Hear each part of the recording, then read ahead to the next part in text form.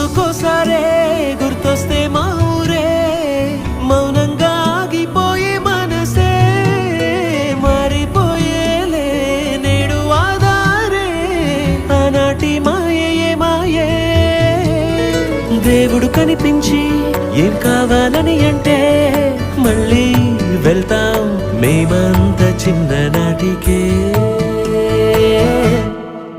ఆ రోజులు మళ్ళీ రావు.